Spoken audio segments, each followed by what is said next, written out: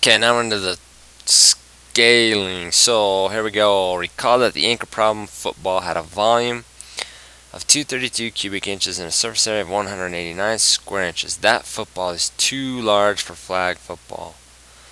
There we need to have a volume of 187 cubic inches. How much pig skin will I need to make it? What will the surface area be? So we have a big football and we've got a small football. Here are the specs. The volume of the big is 232 and the volume of the small is 187. The surface area of the big is 189 and the surface area of the small, that's what we're trying to find. So you want to set it up as a proportion and you want to compare like 232 to 187 and 189 to x, then that's kind of natural. But that's a big mistake. You cannot ever do that, because when we are jumping dimensions, so volume is 3D, surface area is 2D, and then your 1D would be like the length of the football, a radius, something. It's just a one linear dimension. And you cannot go, that's a 3D, that's a 3D, and that's a 2D, and that's a 2D. You can't compare dimensions to other dimensions.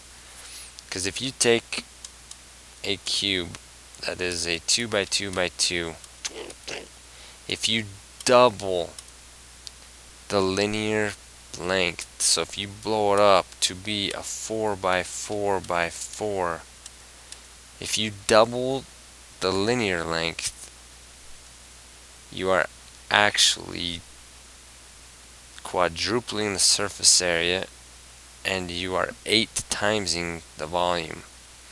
So if I times it by 2 in one dimension, that means the surface area, I've got to times it by 2 and times it by 2. I've got to times it by twice. The volume, I've got to times it by 2, times by 2, times by 2. So the surface area is 4 times larger and the volume is 8 times larger.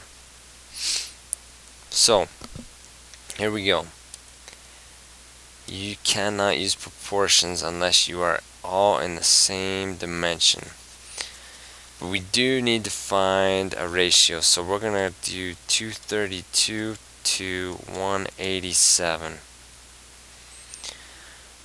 Okay, now this is the big and this is the small. So here's my ratio. If I do 232 to 187, I'm going to go 232 divided by 187. And that scale factor is 1.2406. That's the big. And that's just over 1. So the big one, yeah, it's not that much larger. It's like 1 1/4 almost. 1.25 times the size of a small one.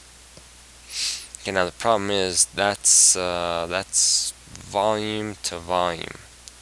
So that is my 3D scale factor. My 3D scale factor is 1.1 1/4 times bigger. So remember this. If I doubled the 1D, I 8 times the volume. So now I know my volume is 8 times bigger. So let's work backwards from the 8 times to get to the 1D. This is my 3D. My 2D was 4 times, and my 1D was doubled. So this is 2, this is 2 times 2, this is 2 times 2 times 2. So if you are in the third dimension, you take that 1D scale factor and you times it by itself 3 times. So to work backwards, you cube root it. The cube root of 8 is asking what number times itself 3 times to create 8. and that was 2 by 2 by 2. So I am going to have to cube root this 3D scale factor to get my 1D scale factor. So my 1D scale factor is going to be big and small. So I'm going to do the cube root of 1.2 blah blah blah blah, and that is 1.0745222 to 1. Alright, so if I double in the first dimension, I 8 times in the third dimension. So my first dimension, I barely enlarged it. I 1.07. That was, I times it by 1.07. So like 0.07 is 7%. So it's 107% compared to the original. So it's just 7% bigger. Now my 3D, it ended up being like a 25% bigger almost. So now I know my 1D scale factor. This is a big deal. So here we go. Let's use that to figure out what we need for surface area. Alright, your surface area. Here's what we got. I have got 189, and that is my big one, and we need it. I need the small one, and I'm not sure what that is. So now that I know my 1D scale factor, I know that my big's got to be on top, so it's 1.2406.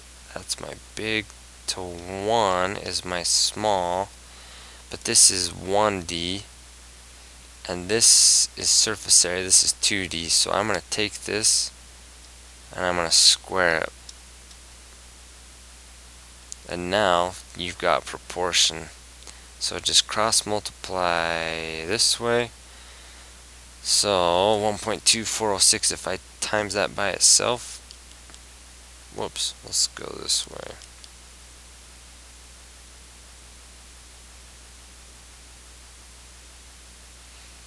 That's not your, that's your 3D scale factor. I need to use this guy right here. This is my 1D scale factor, 1.07. So let me erase this guy. So your 1D scale factor is 1.0745 blah blah blah. So that is what I'm gonna square to take it into the second dimension. So I'm gonna go that guy squared. So I've got 1.154598x equals 189. Divide that by 1.15, blah blah blah, divide that by that. So 189 divided by that. That means my small one has got to be 163.69 inches squared.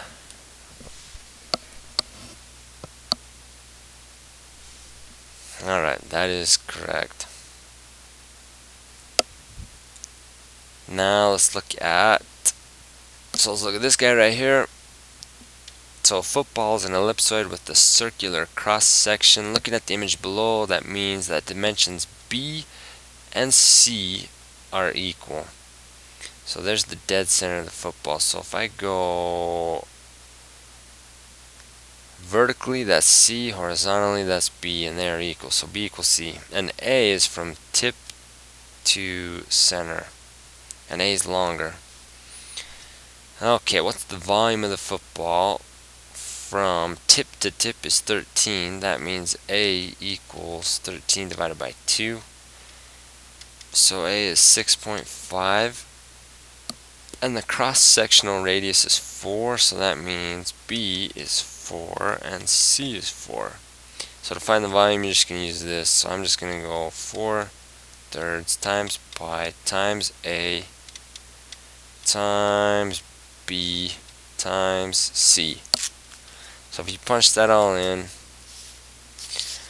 hit enter, you are going to end up with 435.63 inches cubed. Alright.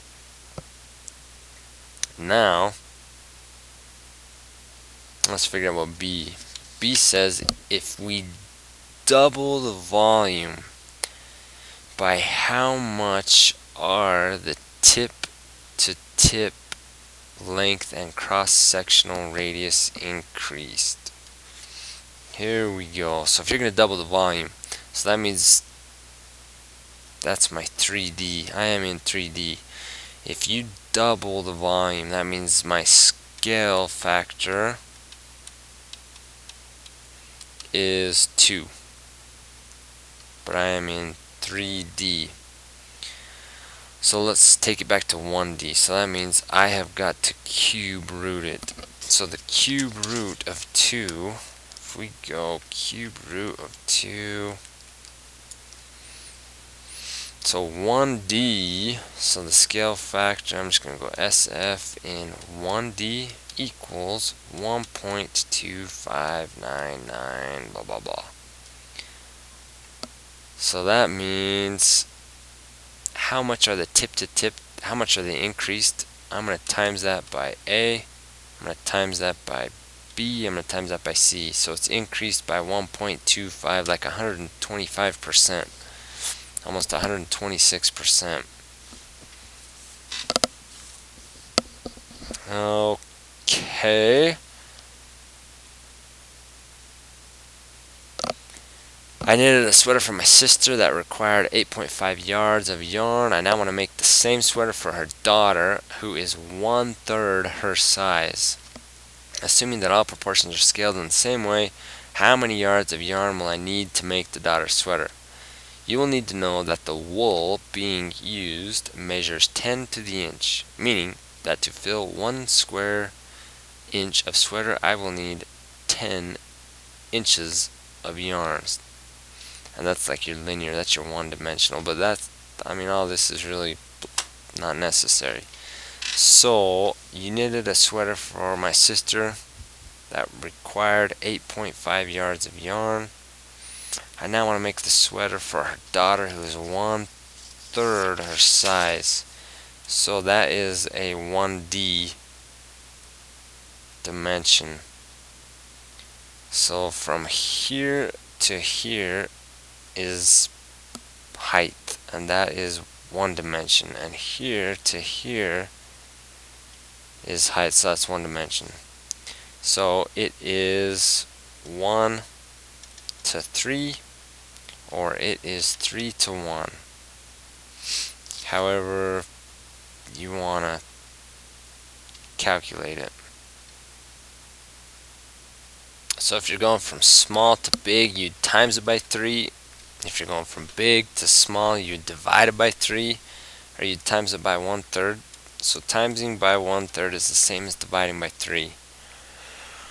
So the sister required 8.5 yards of yarn. 8.5, and you're going to make one for her smaller sister, who is 1/3 the size.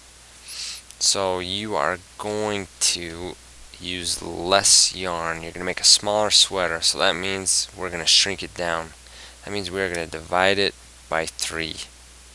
But you have to do it twice, because this is the 1 dimension scale factor. And if you are making them a sweater, it is whatever it's, so it's got like 2 dimensions. You're going to use inches squared, yards squared, whatever it is. So if you take your 8.5 yards and you divide it by 3, and you divide that by 3, then it is going to mean you need almost 1 yard of material to make it. 0.94 of a yard, 94% of a yard.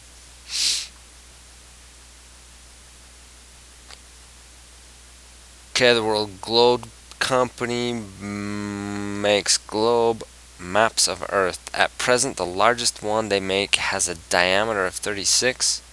A material for each such globe costs 64 bucks. So we are in 2D. So I need surface area of a sphere.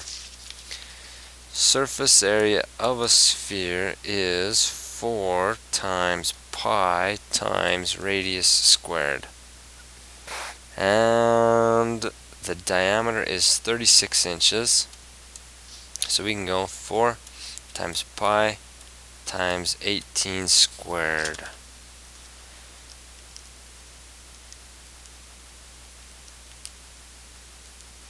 Four times pi times 18 squared is 4,071.50 inches squared.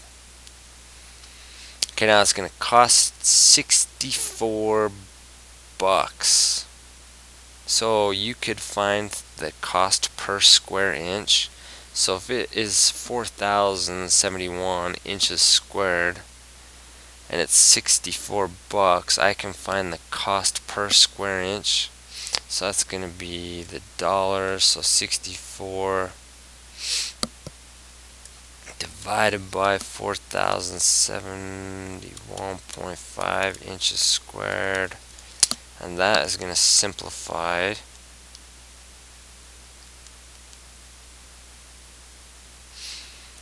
to, your ratio is going to be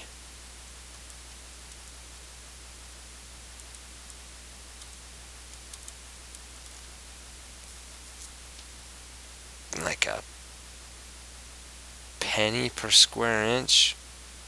So almost a penny and a half per square inch. So this is that's your ratio. Now if they're going to make a larger globe, they're going to go 42-inch diameter. That means the surface area is going to be larger. So the surface area is going to be 4 times pi times 42-inch diameter is going to be 21 radius. So 21 squared. So if we go 4 times pi times 21, that is going to be 5,541 inches squared. So now I can use a proportion. So if we're going to go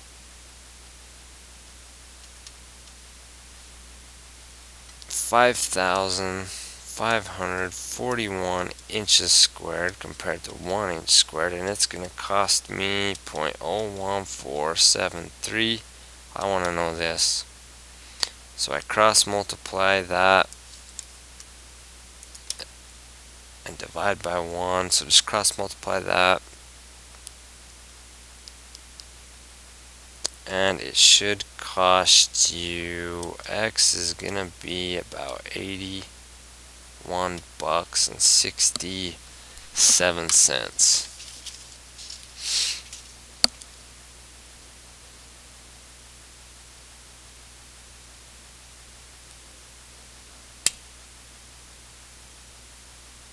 But gosh dang it, it's not 81 bucks and 67 cents. Or is it 81 bucks and 67 cents? God, I figured it out. So on my calculator, I messed up right here. I typed in $60 divided by 4,071.5 inches squared. I should have typed in 64. So everything is right except for this guy right here. It's not really a penny and a half a square inch. So if I type in 64 divided by 4071.5, it should be per square inch, it is 0.015719. So it's a little bit more money.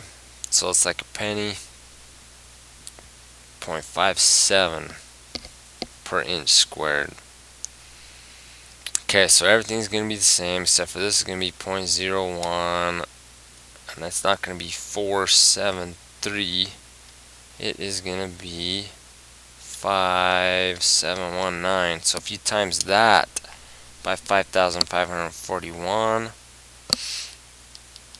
you are going to get a little bit more, just a few bucks more. Not much difference, but big enough that you're going to get fired.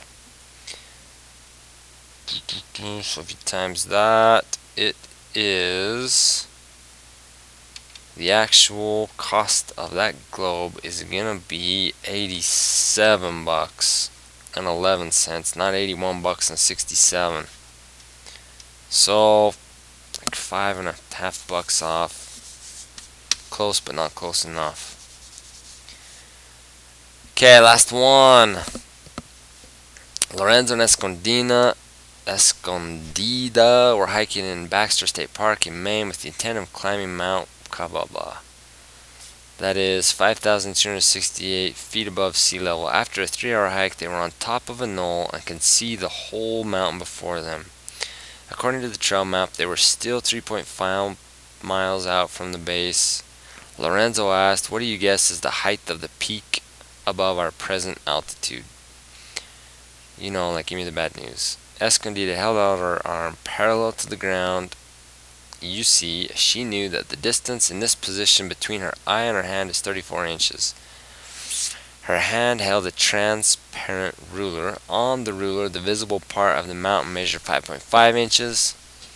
After a few seconds, she said, "We still got about 3,000 feet. So this is good, but it's bad because they did not give you a picture. And they have got to give you a picture. So they are on top of a knoll, and they can see the whole mountain before them. So the whole base to the peak. Now, let's see. Dun, dun, dun. Okay, she is going to hold her hand out. But here's the problem. There's her eye, and she's going to hold her arm out. But her arm is, it's got to be parallel to the floor, but it's got to be the same level as her eye, which is kind of impossible to do. Then she has a ruler on there. Dunk, dunk, dunk. So her eyeball level is actually straight with the base of the mountain. So I'm going to erase this. She's at the very, very base of the mountain. This is what she's measuring from her eyeball. And she is going to look up to the peak.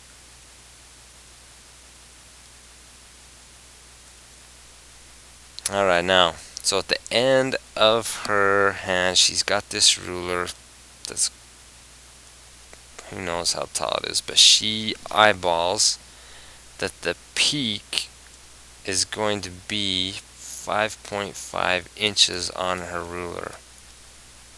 And she knows that her arm to the hand where she's holding the ruler is 34 inches. Alright, now they want to know this. From the base of the mountain, how tall is it to the peak? And they know this. From where they are right here to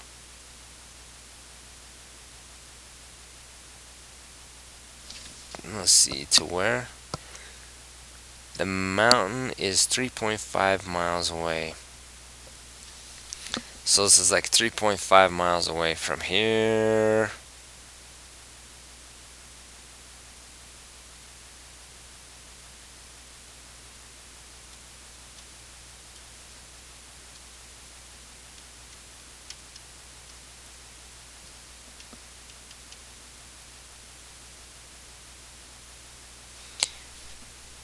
Okay, so this problem's kind of jacked up because it's 3.5 miles from the base of the mountain.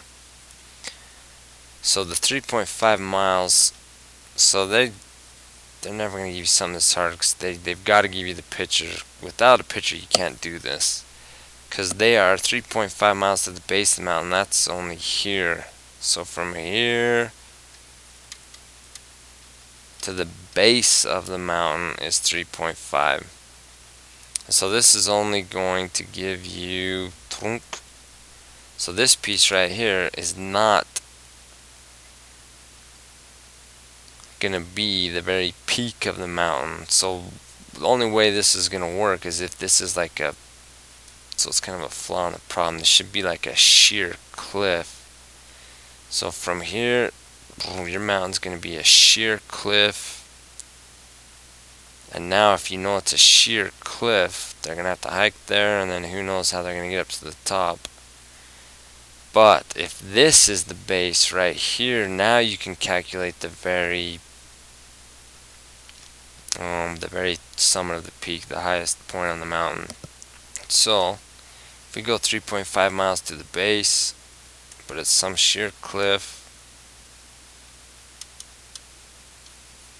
now you can use this little triangle compared to this big triangle. So you can compare and the units of measure don't matter. When you're doing proportions, as long as you put the pieces in the right spot. So if I compare this to this, so if I compare my 34 to 5.5, then I compare this, my 3.5 to x. And now you cross multiply, and 3.5 times 5.5, and I divide that by 34. This x has got to be 0.566 miles, which is how many feet? So if you got almost a half a mile, 5,280 feet in a mile, and it's half a mile, it's like 56% of a mile. So what's 56% of 5,280? So 5,280 times 0.566, whoa, 5,280 times, and that altitude in feet is 2,900. Whoa. Geez, 5,280 times 2,989.411 feet. So, stupid problem. They've got to give you a picture. There's way too much in here that is left to kind of guess and try your own picture. So that's really a poor question.